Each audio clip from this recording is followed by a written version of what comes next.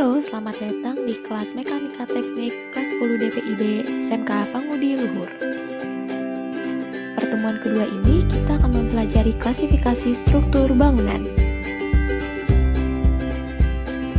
Klasifikasi struktur bangunan dibagi menjadi beberapa bagian, yaitu 1.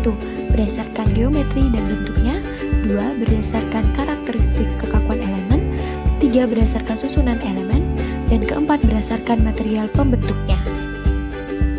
Klasifikasi bangunan berdasarkan geometri dan bentuknya. Yang pertama ada elemen garis. Elemen yang panjang dan langsing dengan potongan melintangnya lebih kecil dibandingkan ukuran panjangnya. Elemen garis dapat dibedakan menjadi elemen lurus dan elemen melengkung. Selanjutnya ada elemen permukaan.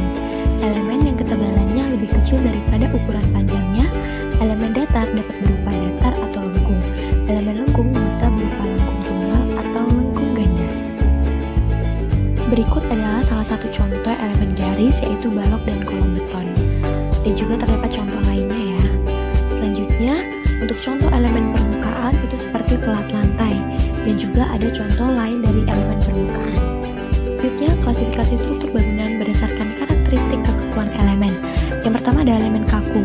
Biasanya sebagai batang yang tidak mengalami perubahan bentuk yang cukup besar apabila mengalami gaya akibat beban. Ya, selanjutnya yang kedua adalah elemen fleksibel.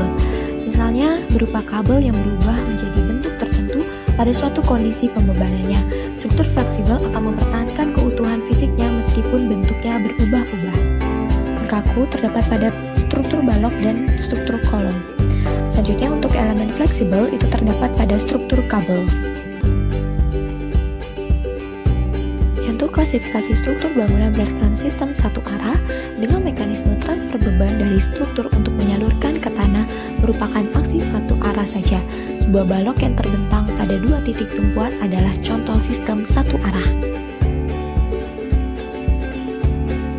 Ya, untuk sistem dua arah dengan sistem bersilangan yang terletak di antara dua titik tumpuan dan tidak terletak di atas garis yang sama. Untuk struktur satu arah, itu mereka memiliki dua tumpuan dapat dilihat seperti gambar dan mereka memiliki satu arah. Selanjutnya untuk struktur dua arah, mereka itu memiliki tumpuan masing-masing dan diletakkan secara bersilangan sehingga mereka memiliki sistem dua arah. Ya, klasifikasi struktur bangunan berdasarkan material pembentuknya.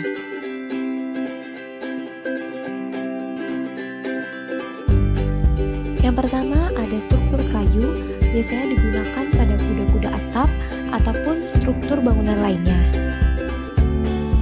Ada beton yang biasa digunakan pada struktur utama seperti balok, kolom, pelat lantai, dan struktur bangunan lainnya.